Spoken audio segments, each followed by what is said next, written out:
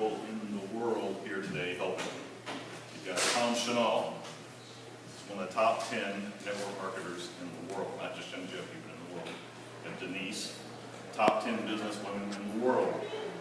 And Sam G, top nutraceutical experts in the world. They come out here, they can charge tens of thousands of dollars to be here, and they don't. They come out here for free, their own expensive longevity, to put on these presentations and train you. And we're so glad they take time out of their business and time out of their day to be here. And we just want to thank you guys. Oh, it's really great to have you.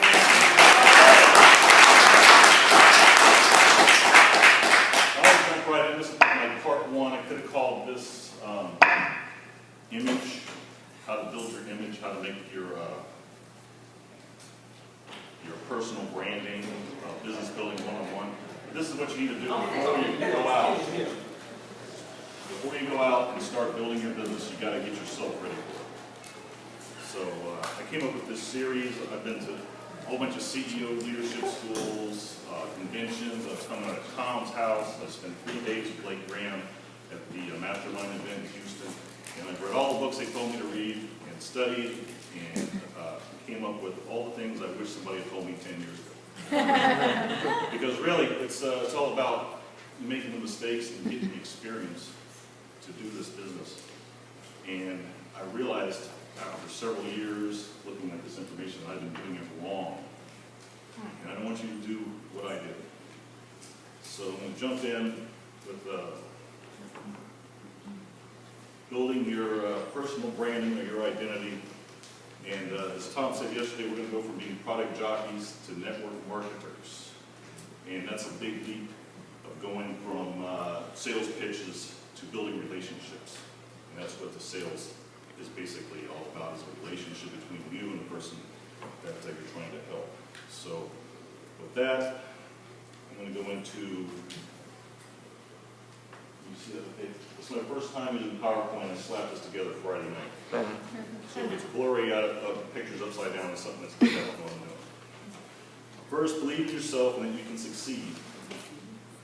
It's important that you have the right attitude. You're going to hear attitude in about every one of these bullet points. I took about 60 or 70 bullet points and I narrowed them down to the 20 most important ones.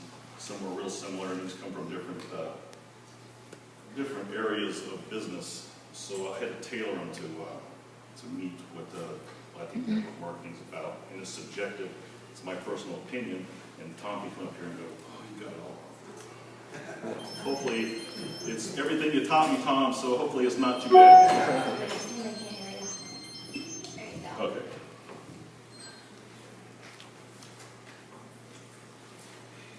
Okay, be coachable. The traits of somebody that's coachable is somebody that has humility, action bias, priority of purpose, surrenders control, and has faith in their mentor and their business. And to me, this is probably the most important one because you could have all the other 19 traits. If you don't have this one, the rest of them don't really matter. You've got to be coachable. You have the right associations for success. Surround yourself with successful people in this industry. Learn from them, pick a mentor, and study under them. Because it's the people that you have around you in this business that are going to help you step up to the next level. You want to expose yourself to what's new in the industry. In my job, I'm gone for 3 days, I'm out for 3, and I'm off for 4. And in the time I'm gone, this whole business changes. The other day, you have to imagine this screen's our fireplace. Laura's desk is over there. Mine is over here, and we work in our living room. And I come in, and I answer the phone, and the guy says, "Yeah, I want to sign up. I want to buy cheese curds." She's got a box on her desk that's full of dog toys and pencils and erasers and stuff. And I'm like, "Cheese curds?" And she's, "Oh." I'm over here, "Well, what? We sell cheese curds now?" She says, "If you'd been on a chair call, you know that." I was somewhere between LaGuardia and Kansas City during the chair call, so I had this run. So, how do you stay abreast of what's going on in this industry? Our phone calls. Get on one of them. You got a chair call, team call, there's the hair on fire call. My wife does the talk and walk call. There's about 6 calls a day you can get in on if you wanted to. But get in on them because that's where we announce what's going on in the industry. That's how you stay ahead of it. Okay, you want to keep training and educating yourself. Improve your skills daily. Read all the books, watch the webinars, stay on the phone calls. Keep yourself up to date on what's going on in the business. We have longevitybusinessbuilders.com associate training. If you go there, you know you're on the right page because they got Tom Chanel's another right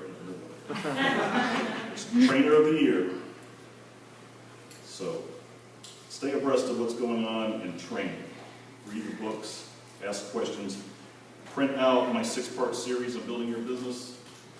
Highlight it, underline it, scratch through it, draw arrows, bring it to the meetings, and ask questions. And it should look like this when you get done.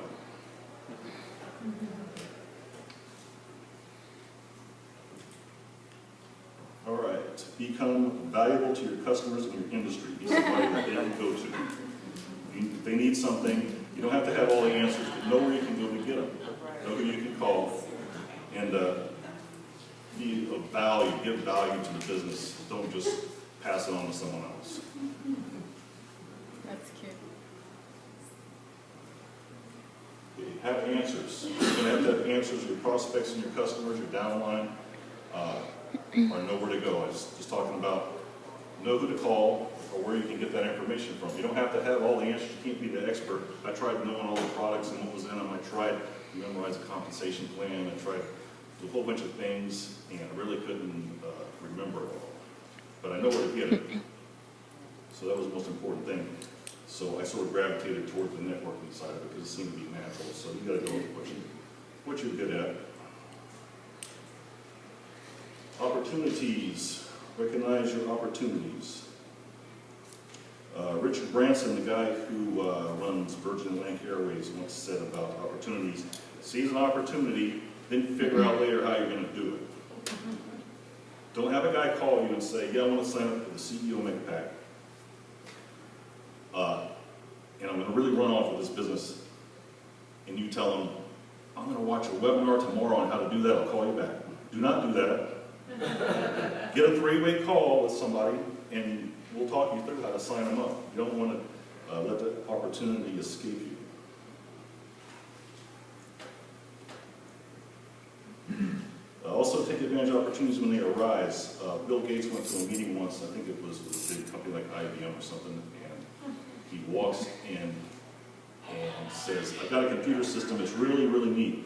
You don't have to shut it down and reprogram it and then start it back up to get it to do the next thing you want it to do. You can just go from one thing to another, to another. And he said, oh yeah, what's it called? He says, it's a disk operating system. He said, oh cool, we'll give you $1 billion for it. He says, great. He walks out, Steve Jobs, Steve Wozniak, he said, how'd the meeting go? He says, great, we got $1 billion for something called a disk operating system. So he said, what's that? He says, I don't know, but we got to build one. So take those opportunities and run with them. Also, take responsibility for your success and failures. They're a great learning tool. Take action. If you don't take action, your competition's going to. Be willing to make mistakes. That's why they have erasers on pencils.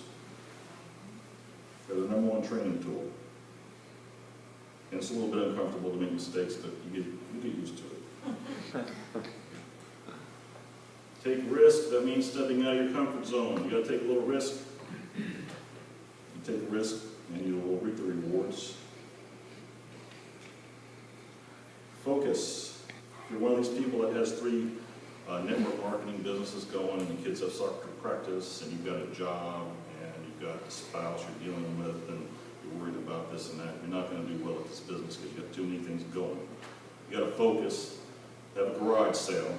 Get rid of all that junk, all your baggage, and then come in ready to do this business and focus. That way you can stay balanced.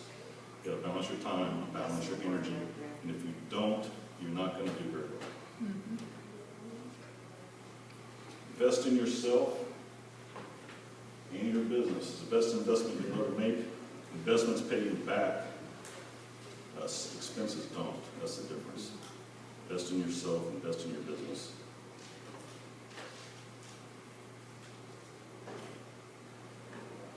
Success consists of going from failure to failure without loss of enthusiasm. You want to stick to it until you're successful. Because if you don't have a positive attitude, regardless of how bad things look, you're not going to do very well. Well, suppose Tom came in yesterday, he was all bummed out because he left his bag in the car and missed his flight, and it was running late, and he got here and it was raining. The hotel didn't have the mint on his pillow, and it was just terrible. I let my wife showed up for this whole thing. That whole negative energy would have rubbed off, and it would have set the tone for this whole meeting for 2 days. So you don't want to bring your negative attitudes to any of your meetings, any of your prospects. When you answer the phone, at home, you think it's one of your people, we always answer the phone. This is Chris, can I help you? This is Laura, can I help you? Okay, it sets a tone. It's professional, and it's positive. You don't want to sound like you've been interrupted. Right, the plan. I added this one in because nobody else had it in any of their information. But I think it's one of the most important of the 20 is stick with the plan. And I tell people coming into this business, there's just 3 levels that you need to work on. There's the vice president, vice chair, and senior vice chair. And here's why. You're working on being SEMD, which is great if you are. Here's what's going to happen. You're going to be, we made SEMD, let's go look in the back office, it's really cool. Okay, there you are, SEMD, Joe Blow's $10 short. You just missed ranking up by $10, and now it's too late to do anything about it because you were working on SEMD instead of vice president. Don't make that mistake. Laura and I went to bed one day, SEMD, we woke up vice chair. You don't have to hit all these ranks, they'll happen by default. If you do it 3 times here, you build 3 SEMDs, do it again, you're vice chair. You've done it twice already, do it one more time, you're senior vice chair. Those are the ranks you want to work on. Let the other ones happen as you go along the way. And that'll save you a lot of grief. We got 3 boxes in the mail. We got vice president, president, vice chair, those welcome boxes, all at the same time. And I was kind of mad because I missed the President Jack. That's the one, you see the one Kelly has, the black one. That's the one I really wanted. Yeah. Laura says, well, success has its sacrifice. I gave up with the black Jack. I'm sure Kelly was right. Now, this is the part, well, hopefully you're not president because that was your lifelong dream was to be president. Hopefully you're working on vice chair and you just happen to get president on the way. Yes. Yeah. All right. This is the hardest one to do. A lot of people, especially women with children at home, have a hard time resigning their position as leader of the universe and manager of everybody else because you're not going to. It goes back to being focused and balanced. You've got to prioritize what you're doing. Get rid of that 2 or 3 other multi-level marketing businesses you're working on and being secretary for the volleyball team or whatever because it's taking up your time and energy. And if you don't focus, you're not going to do well with this business. This was me 10 years ago. This was all the information that I was trying to give to people. That's the exact expression on their faces as they try to throw themselves out of buses and out windows and throw themselves off of buildings. Because I was telling everybody everything I knew about this business all at once, all at the same time. I was throwing up on them and they were just exactly what they looked like. So they tried to get away from me. And I realized that was one of the biggest business mistakes I was making was trying to get people on the compensation plan or using the products. This is really great, you're going to make a lot of money. I should have been sharing my passion for it and what it did for me and how it changed my life. And then let them say, hey, tell me more. I want to know more about this business. So come up with your personal commercial. What are you going to come up with? What can you tell somebody in about 30 seconds that's not going to really make them look like this? You want it to qualify you. You want it to make it so that they're interested and they ask you questions. And then leave it alone. They'll come back. I've had people come back 2 or 3 weeks later and say, all right, I'm ready to listen to you. And you sit there and you keep doing that, they're not going to ever listen to you. So I always thought that was a good picture for that. That's a great picture. Because that's what I was doing for 10 years, or for the first 2 or 3